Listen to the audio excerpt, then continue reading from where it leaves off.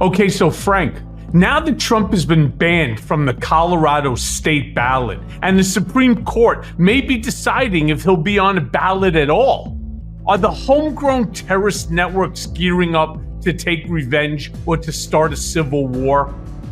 I mean, you got to listen to like what Donald says. He's baiting them to start a civil war. Yeah. So some good news, some bad news. Good news is the January 6 indictments for all of the participants in the insurrection at the Capitol, the violent ones anyway, have helped dismantle groups like Proud Boys, Oath Keepers, Three Percenters. There's no question if you're monitoring their activity online, those arrests, those and in many cases sentences have had a chilling effect on the actual groups and organizations. So there's the good news. The bad news is that it's the lone actors that are going to be inspired by Trump that concern law enforcement the most. And those are the toughest to get out in front of because, who are you monitoring online? You're not, we all know where, certain groups hang out and do their thing. And that's tough enough to monitor, but the lone actor and figuring out whether they're just aspirational or whether they're really going to execute on whatever it is they're articulating is particularly tough. So I'm really concerned about this heightened threat environment we're in generally. Recently, FBI and DHS said, look, the winter season with lots of soft target, large public gatherings, Christmas events, whatever, are targeted. And we're concerned, and it's about Hamas and Israel. Now, add on to that the fact that we already have Trump really ginning up his base, saying, this is all political. The Colorado Supreme Court's all a bunch of Democrats, blah, blah, blah. It's going to be something that's challenging for law enforcement. Immediately, my concern would be the physical security of the 6 petitioners in Colorado, who, by the way, if people don't know, were Republicans and unaffiliated Colorado voters who petitioned because that gave them standing. And then the Supreme Court justices themselves in Colorado. But it's amazing because as it relates to Donald, every time that something comes down that relates to him or anything that he does, it's really very novel in character, right? We've never had a former president who's running again with 4 indictments, 91 criminal charges, sexual assaulter, who still happens to be the leading candidate for the Republican Party. You also have never had a presidential candidate who, under the Insurrectionist Act, under the 14th Amendment, is precluded from being on a ballot, whether it's in the state of Colorado or any other state. It's never been before the Supreme Court. I mean, I'm always amazed at what this ass clown can think of next in terms of keeping the chaos going and to keep himself front and center in the news. It's why I too am very, very fearful of these homegrown terrorist networks, because I believe that they're out there. And I believe, like so many of them that are being interviewed on television, whether it's for the Newsmax, the OANs, Fox News, or any of these other far-right Republican channels, where they turn around and they say, Donald is the president of the United States. They continue, even in 2023, they continue the big lie. And all you need is one fucking asshole with a gun, and they all have it now because Donald became the king of the Second Amendment, right? I mean, between the First and the Second Amendment, it's really only 2 amendments that he knows, but he's become the king of the Second Amendment. And all you need is just one of these lone actors to figure something out. So you're right that literally, I don't think a month goes by that we don't have a historic, unprecedented development that we've never seen before, whether it's a twice impeached president or whether it's now the first time in history that someone's been removed, candidates have been removed from a state ballot because of constitutional violations. I get concerned. Colorado's an interesting place from a security standpoint, by the way. So yes, you're right. It's a cult. People, cults don't end well historically. They simply don't end well. You either get out and escape, or things go very, very badly for you, and often for the cult leader. And that's where we all could be impacted by this. Colorado is a split state, not only politically, but I can tell you in terms of law enforcement. Generally at the state level, Colorado State Patrol, Colorado Bureau of Investigation, really professional. I've worked with those folks. They're really good. When you get down into the counties and you're trying to prevent something bad from happening in Colorado, say against the court system, against the 6 petitioners, whoever, you're now dealing with at least a handful of sheriffs historically, recently, who said things like, hey, I'm not enforcing red flag laws. I'm never taking a gun away from a threat. Never. I'm not doing it. El Paso County, Colorado has said we're a Second Amendment preservationist county, not taking anybody's guns away ever. That's a problem. If you're trying to monitor threats and then mitigate the threat, that's a real issue.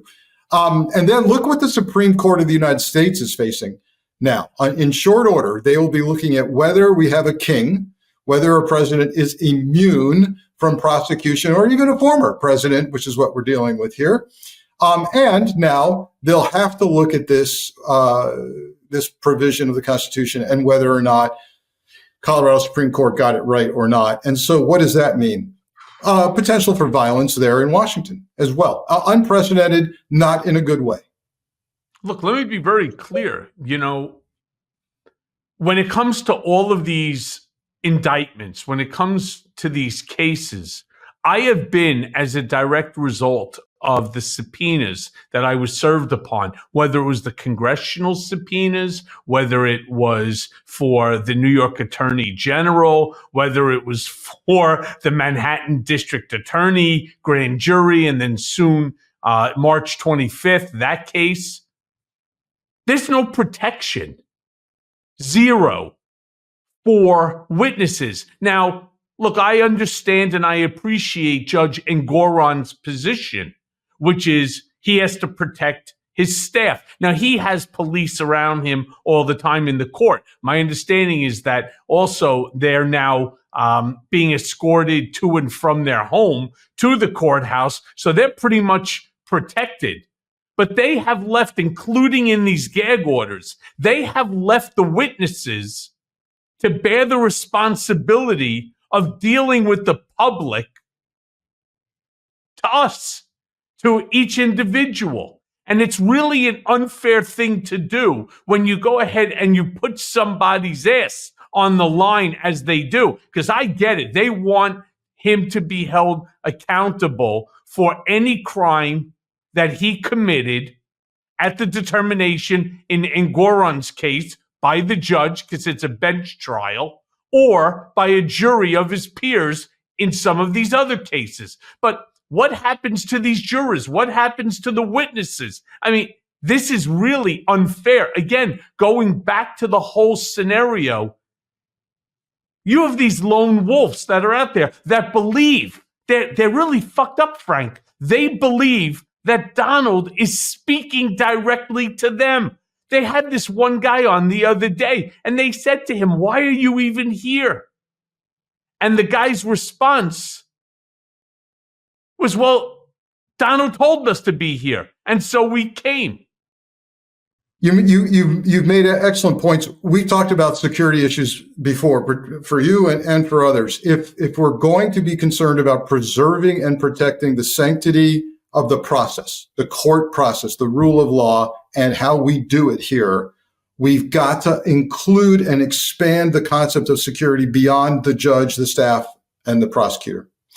We've got to really understand that it's being threatened now. And the key elements aren't just the judge and his clerks and the prosecutor, but rather the witnesses and the jury. And I think resources come into play, surely, for cities and counties. The federal cases that are coming up, hopefully, DC, Florida, you're going to see resources expended by U.S. Marshals, particularly, to defend and protect the witnesses in terms of their transportation. The jury members as well will be tightly protected. Why? Well, it's the deep pocket. They've got the purse strings in the federal system to do that, and they seem to get it. But I am deeply concerned about the periphery of the court system in these cases as well. Yeah, as am I. So look, I've always said, and I think I've said it to you on this podcast earlier, that given the chance, Trump would sell any secret that he had access to. And now there's a giant binder of raw Russia data that's disappeared and can be traced back to Donald. What's your take on what happened to that binder? So, some interesting developments on that case and some sources that I can't go into. But I will say this. I wrote a column on this that came out this week on the binder. I no longer think that the binder is in the wind. Let me just tell that to you. It may be breaking news, and here you are, you're getting it. But I no longer think the binder's in the wind. However, there's still some really bad news here. The bad news is that the raw, unredacted intelligence from the U.S. intelligence community, and I'll get to what that means in a second, was floating around Washington and the White House for way too long, unsecured, to include, according to Cassidy Hutchinson, Mark Meadows telling her, hey, I need it readily available, so keep it in the top drawer of your desk, right? It's supposed to be in a safe, within a safe, at CIA, at DOJ. So don't be surprised if you hear the binder's back, but the damage has been done. We're talking about years, months of a unredacted raw intel floating around DC, the White House. Big problem. So what do we take away from this? Number one, Trump can't be trusted with classified. No kidding. Look at the Mar-a-Lago case. Number two, we are seriously delayed in holding him accountable with consequences for how he mishandled classified docs. By most accounts, the Mar-a-Lago case in Florida is at least 4 months behind where it should be if Judge Cannon were not in charge of that case. And number three, this binder incident points directly to what Trump will do again, guaranteed, if he's given access again to classified information, which is to use classified as currency, to use it to benefit himself, not the nation. Safeguarding our national security is way down his list of priorities. He'll do what he needs to protect himself, which is what this was all about in the first place. It was about demanding from the intel community, give me everything you got on Russia and their attempts to interfere, because I'm going to destroy it. I'm going to publicly release it, declassify it. He actually wrote out an order to declassify it. And then the handful of people around him who were trying to do the right thing, Pat Cipollone was one of those people, kept running to DOJ and going, hey, he's going to release this thing. You got to help me redact. And they held out to like the last day in office, where Cassidy Hutchinson said she saw Meadows with it last. And they were able to not get the raw unredacted stuff out. Raw unredacted, for those who are kind of not intel veterans, means that version never went through the process of scrubbing and combing to get out any references to source and methods. So if there's a line in there that says Putin ordered this hacking to happen on Tuesday, and Putin reads that, or somebody in the open domain reads it and goes, wait, Putin gave that order on the phone on Tuesday from his office in the Kremlin, there must be a tap on his phone. So that's gone. That source is gone. And if it was a human, the human is gone. That's how Trump handles classified. Yeah, look, I've always said that he would use the intel as the get out of jail free card. That's how I expected that he would use it, that he would hold that binder and say, you know how many lives of various government agents are on the line? Do you know how much intel is on the line, sources and method.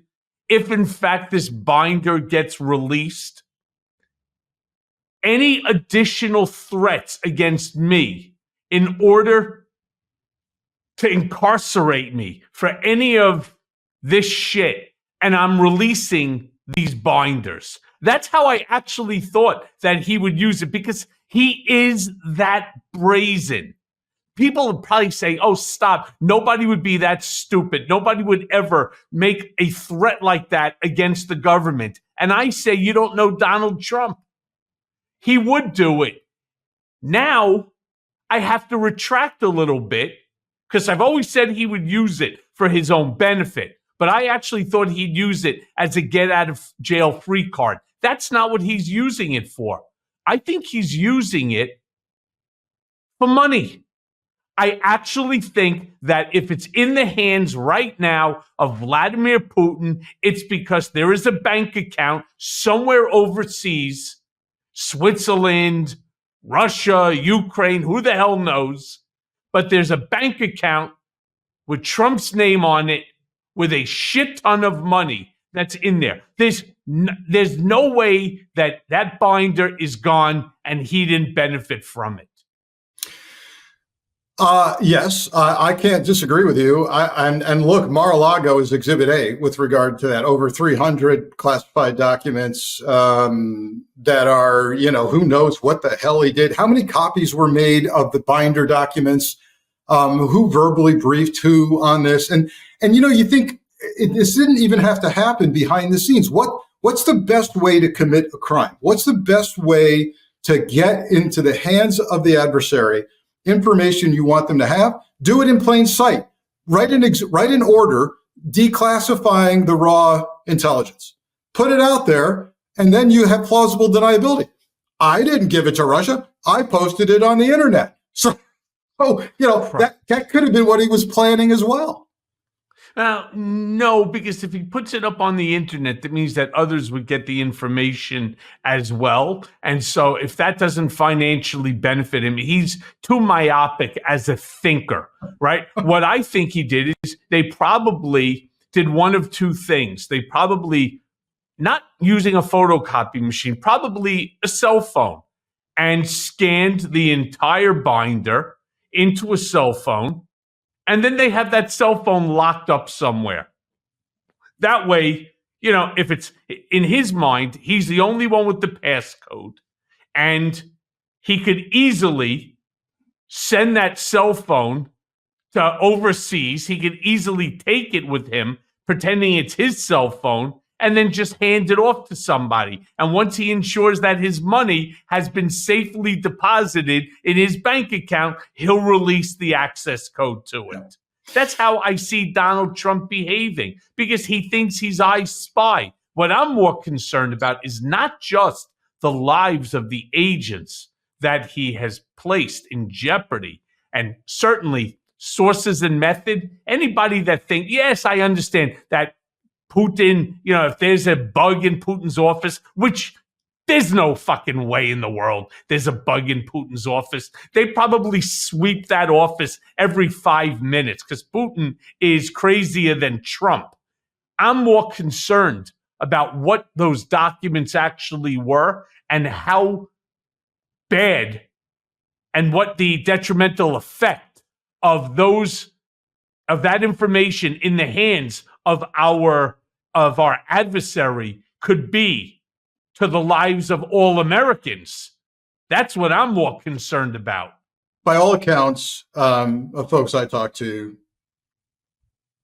the full binder contains information proving conclusively that Putin was involved in attempting to aid Trump during the campaign, during the election. And again, Mike, so you think, well, it's bizarre. Why would he want that released? Why would Trump want proof that Russia and exposing all the methods Russia used to assist him?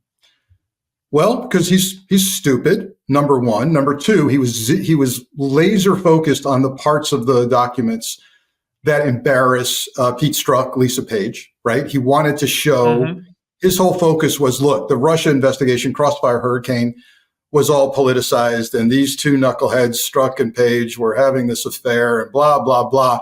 But I think some of the smarter people around it probably went, hey, boss, there's also, if you want to declassify everything, you're going to declassify how Putin helped you. So there's a problem there as well. And for those of us listening to us, Michael, who are sitting there going, come on, this sounds a little bit like too much secret squirrel stuff. Trump wouldn't literally hand classified to Russia. I'll remind you that he did in the Oval Office when high-ranking Russian officials were in there. He literally exposed top secret intelligence from an ally, most reportedly Israel, and gave it to them with no declassification process. Right. So wasn't it Sergei Lavrov that he gave it to in the Oval Office? I mean, think about this. And then there's the second one that people forget about too. And that's why I get so furious and my blood pressure goes sky high.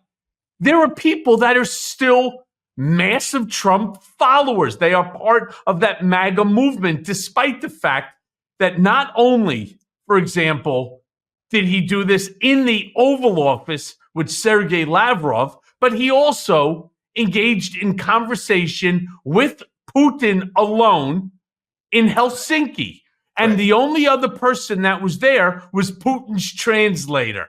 God knows what the hell he turned around and he told Putin, because Trump always wants to pump up his chest. He wants to show that he's in the know, that he's really smart about this shit, that, you know, that he's a tough guy like Putin is. Listen, anybody that says Putin's not a tough guy doesn't know Vladimir Putin and doesn't certainly follow the way he strong arms Russia. Trump wants to be that for America and more. So God knows what he turned around and what information that he provided at that time. So I'm with you. I want to tweak one word you said, which is you referred to his base still supporting him despite all of these anti-American, anti-democratic things he's doing. Despite, I'm going to change that and say they still support him because he's doing it this way. Because increasingly, Michael, and this scares the hell out of me, is when I interact with people who are still 100% behind Trump, I present what you just presented. The guy's anti-democratic. He's turning fascist. He'll get in bed with Russia and China, whatever. They look at me and they go, sign me up for that. He's breaking the mold. He's anti-deep state. He'll keep us out of wars by doing whatever it takes to appease our enemies. Sign me up for that. Well, then I'll bring up another thing. Well, he's promised to put thousands of U.S. military active duty troops on the streets of our cities. Good. Sign me up for that. I don't like crime. I want troops shooting people in the streets. And so it's worse than we think, Michael. It's people are going to vote for fascism and authoritarianism and against democracy. It's not despite what he's doing. It's because he is doing what they want him to do. And, you know, it's funny you say that, Frank, because I met a handful of MAGA supporters not too long ago. And, you know, all of them are former members of the armed services. And I said to her, I hold the fuck, what? And they were, one guy was Marine, one guy was Air Force. And I said, I have to ask you this. As a former member, and by the way, thank you for your service. Let me start by saying that. Something Donald will never say to you, but I'll say it anyway. Thank you for your service. But here's my question to you. The former president, if he becomes president again, God forbid, has already made it crystal clear that he wants to execute the former Joint Chief of Staff, General Mark Milley.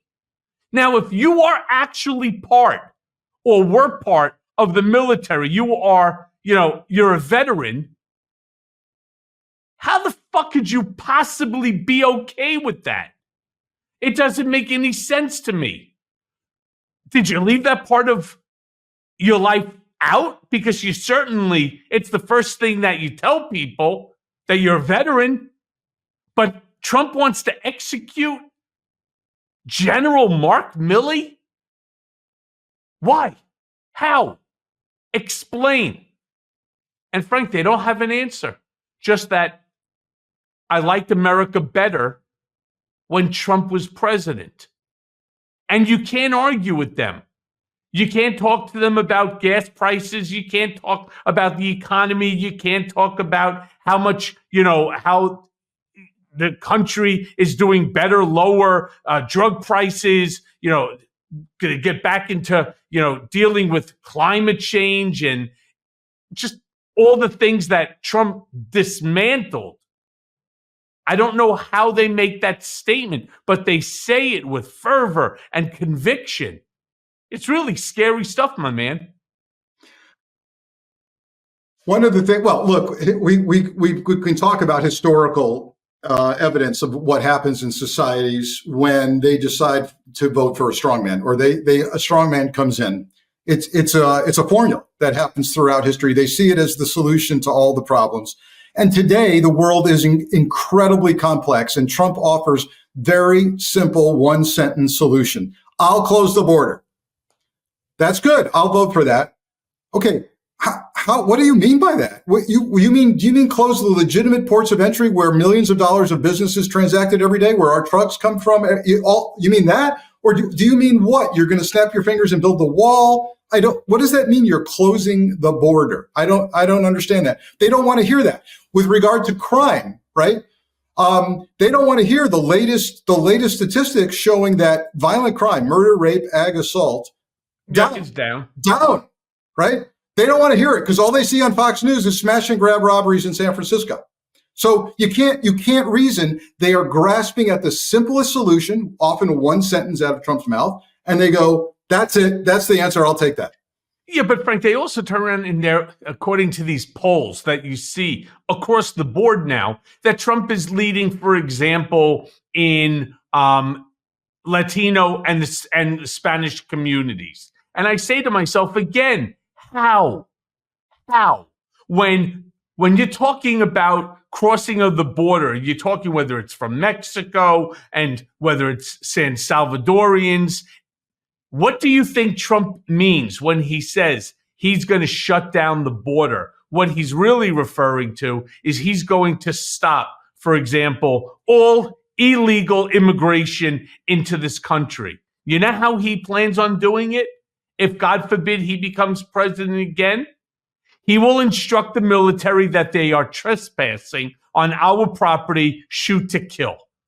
He said it before. It's not Michael Cohen's words. It's his. Why do we not shoot them when they come over the fence instead of jumping over the fence, looking at us, giving us the two-finger salute, and then showing up on a line to allegedly receive $4,500 a month and a place to live and a new car? I don't even know where they make this stuff up. Ron DeSantis has also, and may have been the first one, I don't know, to come out and say, I will instruct the military to shoot migrants. That's DeSantis's policy as well.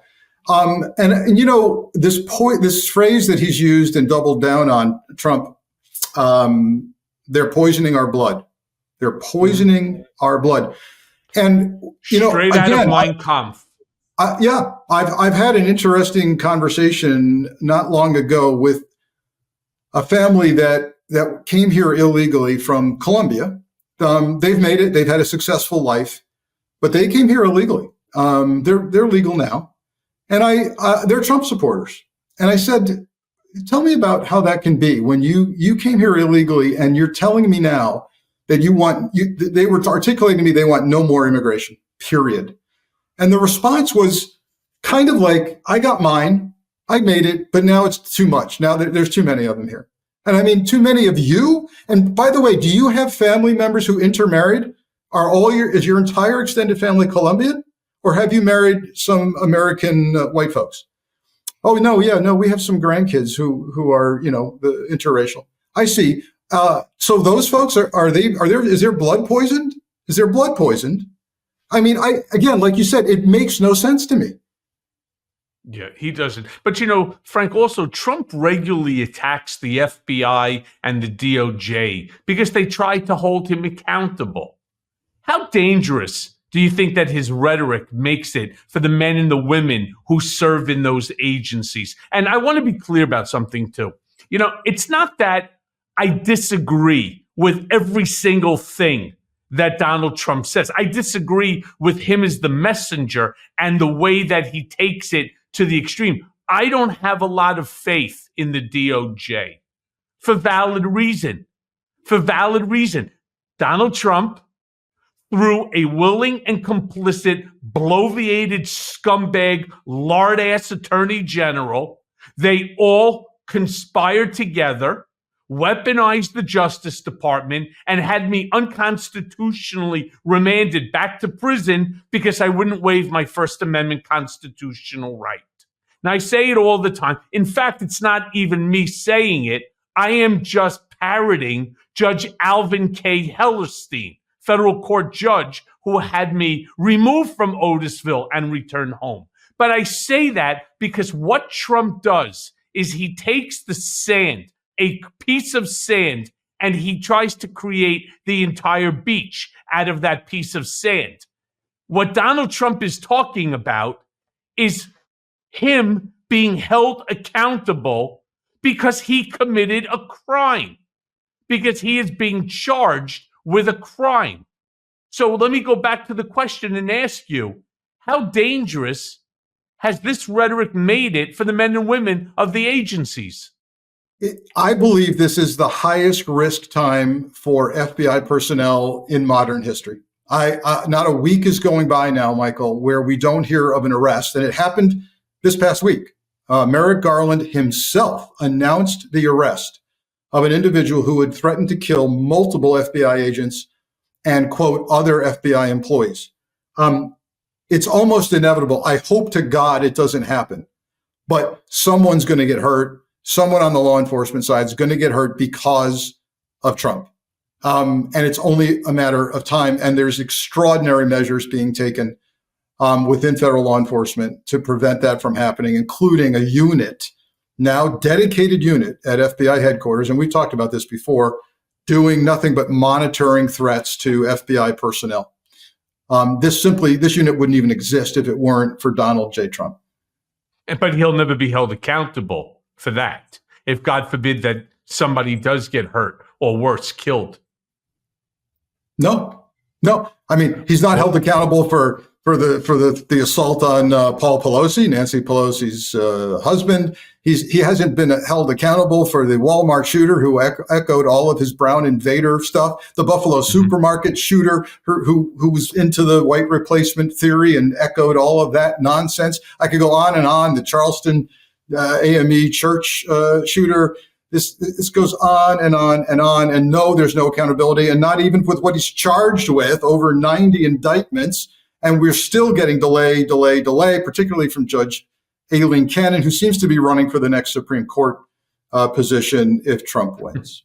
Or Attorney General. So let me ask you this, Frank, and this may be too sensitive a question considering your relationship to the DOJ, but what's your take on how Merrick Garland has handled Trump's multiple efforts to steal the 2020 election? I mean, some would say he wanted, that he waited just too long to get the ball rolling. And now Trump will not be tried until after he's already received the nomination by the GOP. I happen to be one of those people. You may recall on this show, I have been yelling, figuring maybe Merrick Garland would actually hear this. Maybe somebody that's around him and his staff follows him. I mean, we've only done like 188 million downloads. And I would just hope that Merrick Garland would have moved on this, considering it's such an important issue that needs to be handled and expeditiously.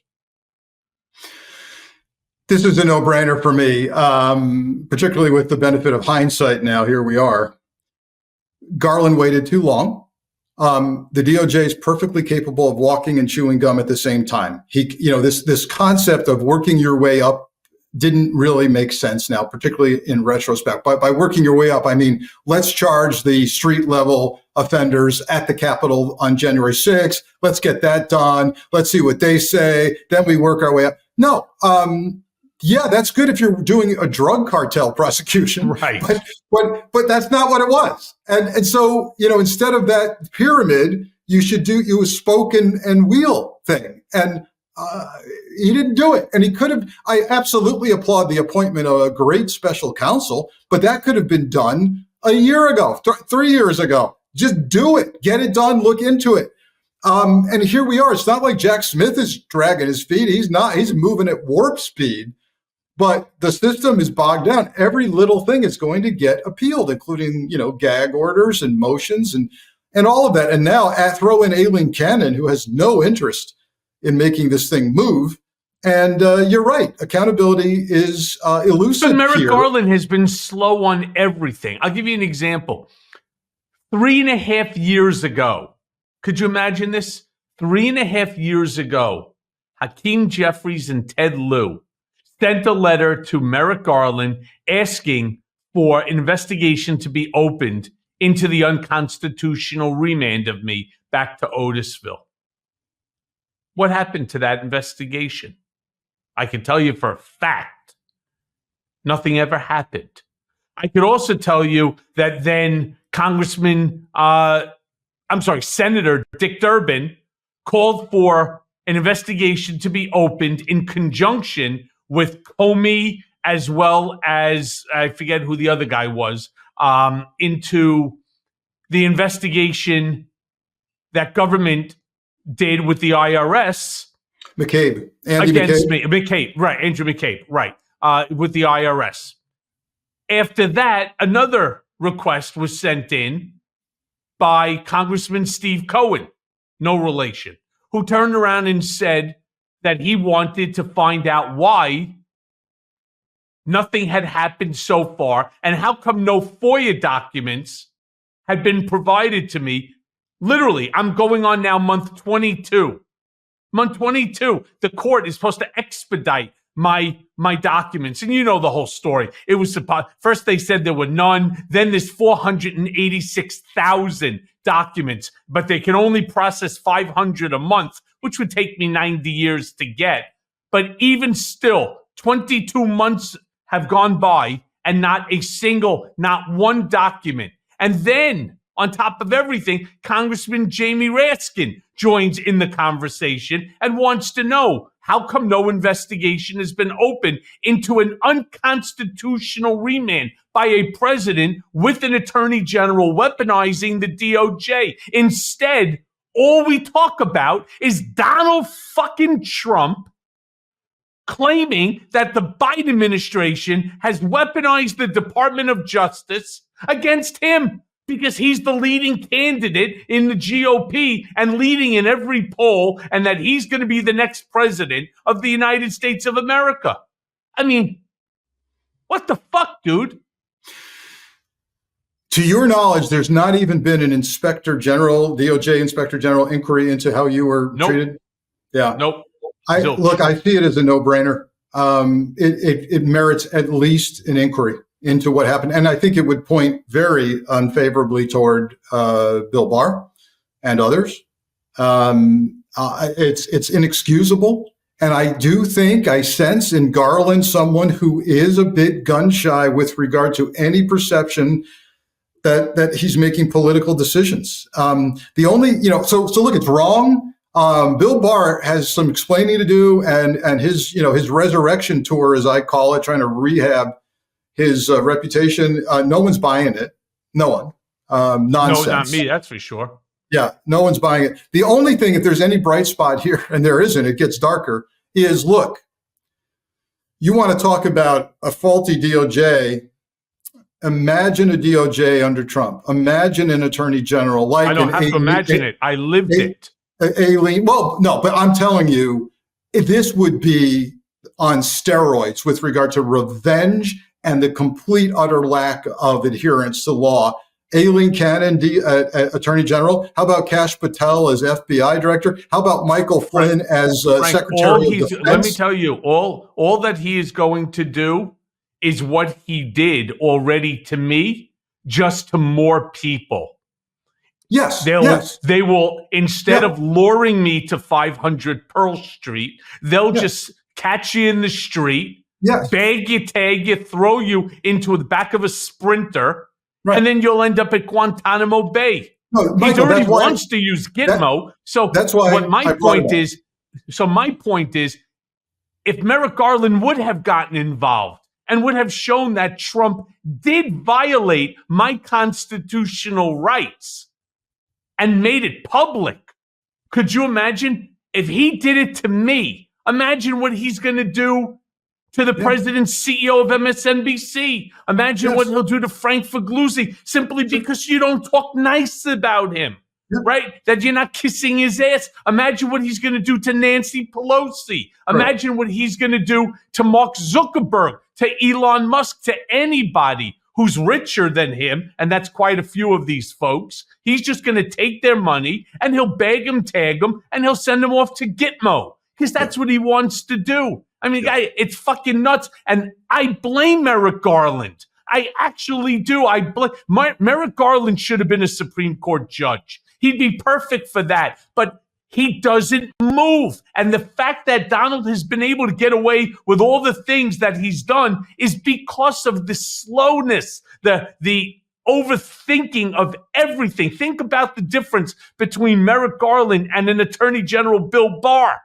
Think one guy didn't give a shit about anything. Donald said jump. That fat ass said how high. Joe Biden tells Merrick Garland to jump. He tells Joe, how do you spell jump? Describe jump. Okay, hold on. What shoes should I wear? What we don't want is a Merrick Garland who is a Bill Barr willing to lie and hide the truth, because that's what Bill Barr did about the Robert Mueller special counsel report, right? Lied, covered it up, absolutely. Bill Barr is a snake, and the Merrick Garland at least is, as far as we can tell, just trying to hold down the fort. So I just, it's apples and oranges. By doing nothing. That's the problem. He's completely ineffective. Right? It's the truth. The fact that we can't get an investigation into what a federal court judge determined to be retaliation by the president and the attorney general and the Department of Justice against a United States citizen because he refused to waive his First Amendment constitutional right. And Merrick Garland sits and does nothing. It would not be wrong for him. Okay, I'm not saying arrest Bill Barr, arrest Donald Trump again.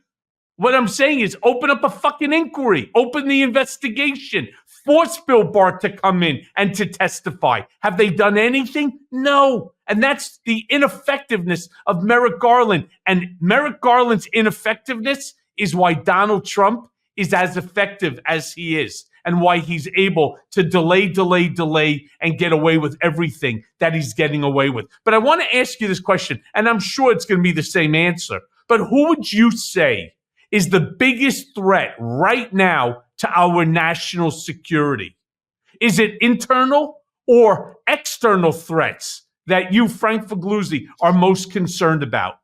Yeah, easy question. It's the insider threat. It's the insider threat.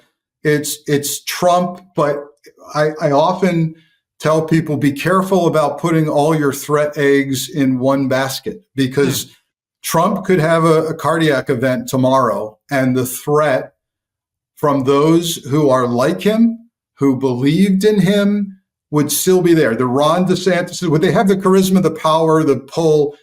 No, but the base isn't going away. The genie is out of the bottle. And so, yes, it's a domestic internal threat, but I would be careful to say, yes, it's led right now by Trump, but his cohorts don't go away. I don't believe so. Some will. Some Republican leaders will go, thank God, we can get back to normalcy. But please tell me who those people are, because I haven't met one yet. Maybe Liz Cheney, maybe Mitt Romney, and Adam Kinzinger, well, look where they are today. So, yes, it's an insider threat. Yes, absolutely. Yeah. So let me ask you this question then. Why do the actions of Netanyahu's war in Gaza, why is it having such a huge effect on America's national security?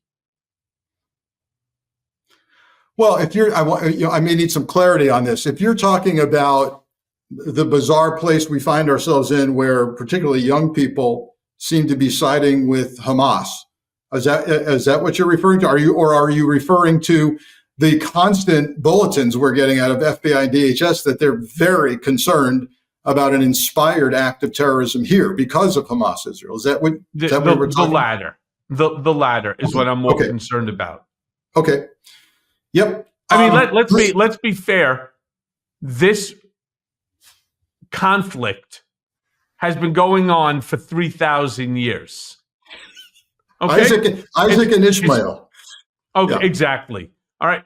My question that I'm really trying to find, it's, as you just said, we're concerned now that war is going to find its way here into America. In fact, we're finding quite a lot of, we'll call it terroristic type of actions right now by Hamas sympathizers here in America. Yeah. Why?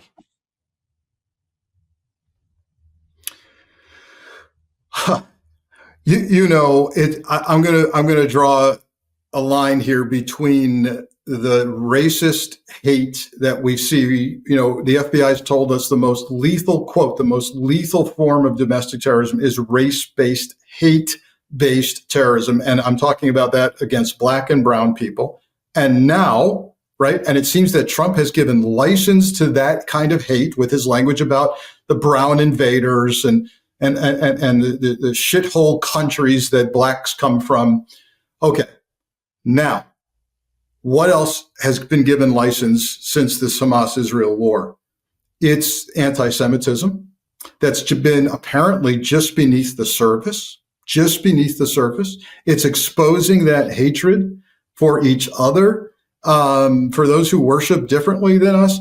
The anti-Semitism's never gone away. It's just been bottled up, apparently. I personally think I'm seriously questioning and asking all the young people I encounter, hey, tell me something.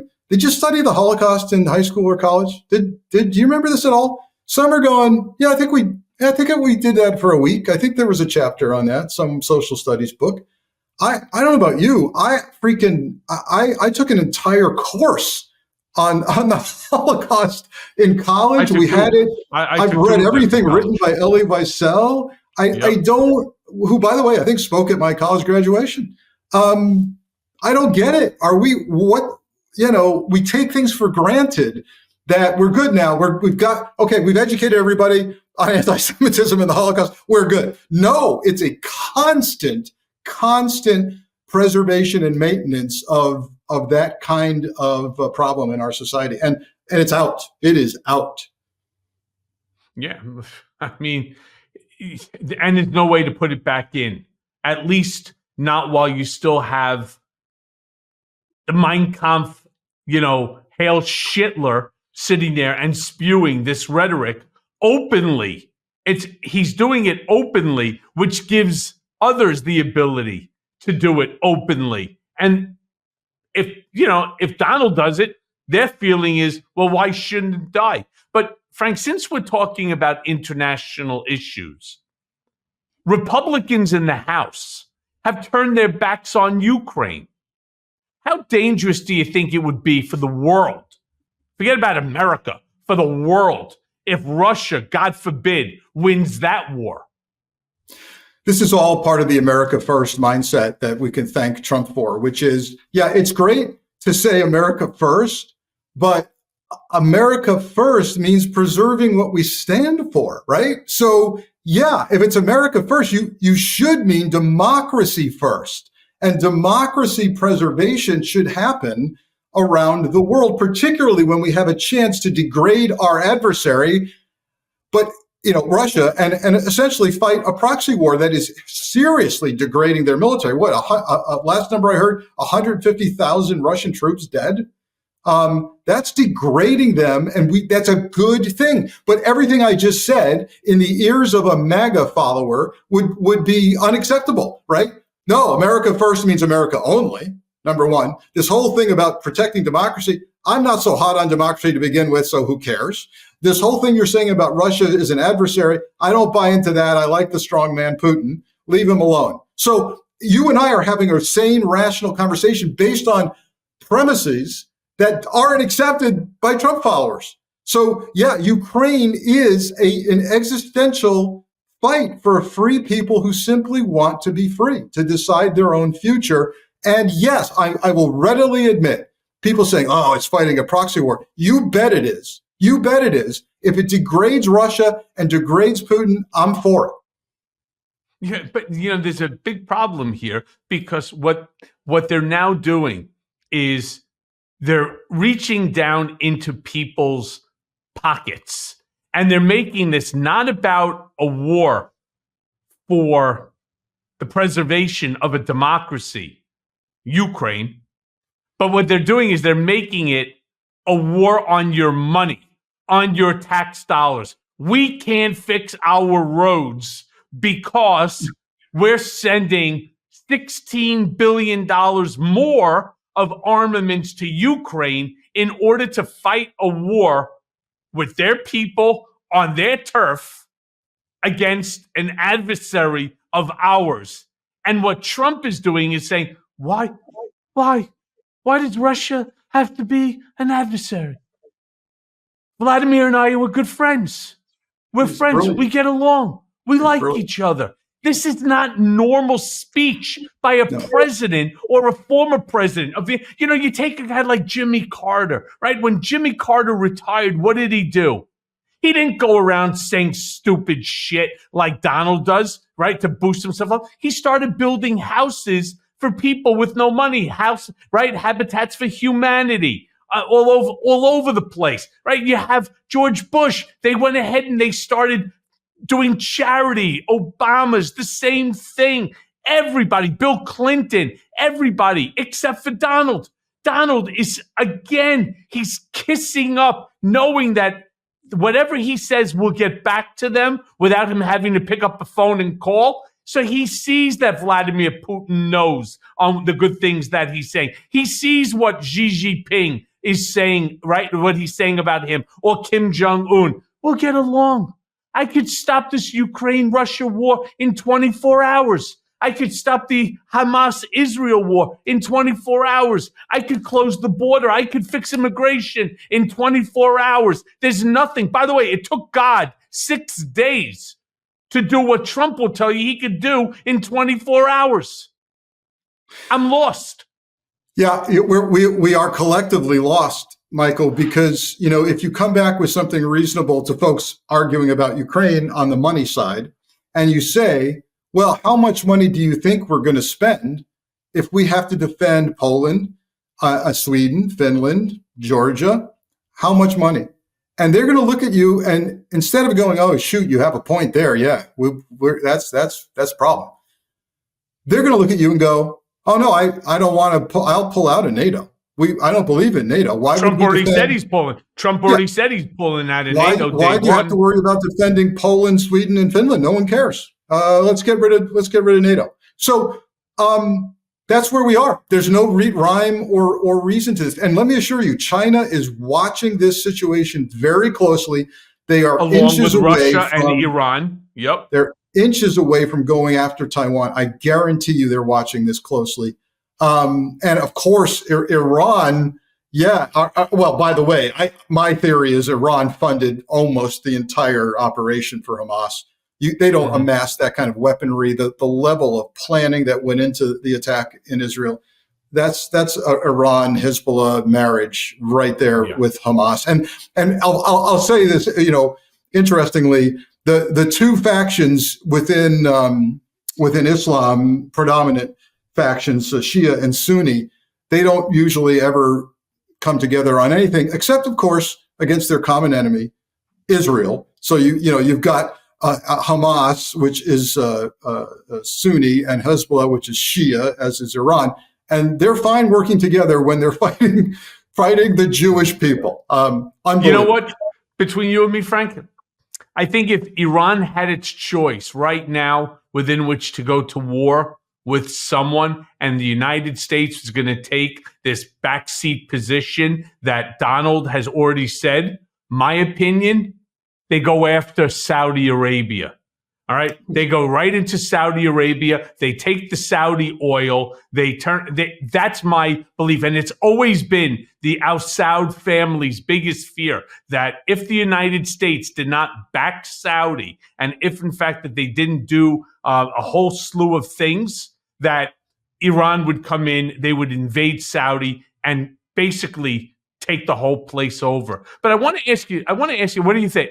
What do you think about that? Real quick. I think that's why Saudi tries to have it both ways constantly, right? Because they're well aware. And then don't even get me started on the history of the Middle East doing nothing, to support each other, right? Where are they? Where are they right now with regard to, Egypt's letting a few trucks go into Hamas.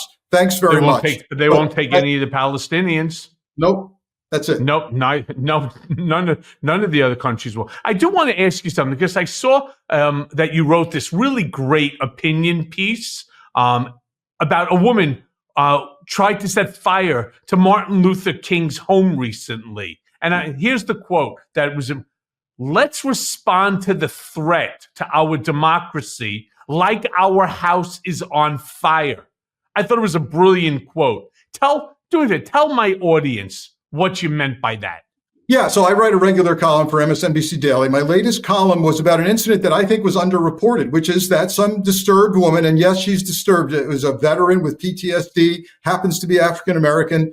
But visitors to the King Center looked next door and saw that the King home was being doused with gasoline by this woman, and complete strangers, in this case, two visitors from Utah to the King Center, they confronted her. And they said, "What are you doing?" And then they physically blocked her from grabbing her lighter and setting the place on fire. She goes down the street. The Utah visitors call out to two more visitors who happen to be from NYPD, retired NYPD guys visiting Atlanta. They get in their car. They follow her. They detain her. What's the point? My point is, the point is NYPD is the best. Well, could be. But our house is on fire right now, figuratively. And collectively, like the total strangers from Utah and from New York City who don't know each other, didn't ask what party they belonged to, didn't care what color they were. Right. They simply saw a threat to something valued by America, the King home, a historic site, by the way, federal property, National Park Service, and they took action to save it. I see that as an allegory for today. Our house is about to get set on fire. It's on fire now. We can put it out, but it's going to require complete strangers collectively working together to save something of value. It's a little hopeful message, a glimmer of hope for the holidays. Am I naive to think that's going to happen? I don't know, but we've got to try. Yeah. So look, Frank, the hour goes by real quick here on Mea Culpa. I have one last question for you. Last week on Fox, they had real legal experts on with Laura Ingraham saying that Joe Biden and the Democrats are the real fascists and that we plan to turn the country into an autocracy. I mean, when I saw this, I literally almost ripped my hair out of my head. Now, why did I pull my fucking hair out of my head? Because we know that the opposite is true. Everything that Donald is doing when he's talking about the weaponization of the Justice Department, it's exactly the sum and substance of the book that I wrote that's been out for a year. Revenge, how Donald Trump weaponized the United States Department of Justice against his critics. All right. But do they know that it's the opposite? In your opinion, do you think these fucking idiots understand what a Trump dictatorship would mean, not just to the United States, to the citizens of this country, but for the world? This is what you're describing is the classic method many people advocate for how to win an argument, which is deny, and make counter accusations. So what are we seeing Trump doing in the past few days? oh, they're coming after me for being a fascist, I'll accuse Joe Biden of being the fascist. I'll accuse Joe Biden of being the anti-democrat guy, anti-democracy guy. That's what we're doing. To answer your question, if you get your news only from certain platforms and you refuse to take your head out of your rabbit hole and look around and get news somewhere else and start thinking for yourself, then all you're going to hear is Joe Biden's a fascist. Well, the opposite couldn't be true. He's trying desperately to hang on and cling to democratic values and the rule of law.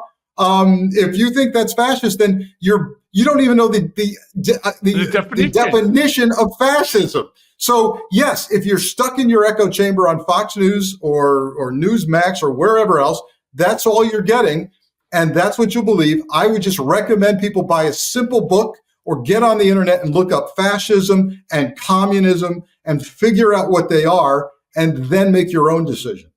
Frank, the final words in my book, Revenge, the final words: Trumpism is fascism. We must eradicate it from our body politic. I mean, talk about being prescient. But it's not prescient. It would be, under the Donald Trump theory, completely opposite and inaccurate.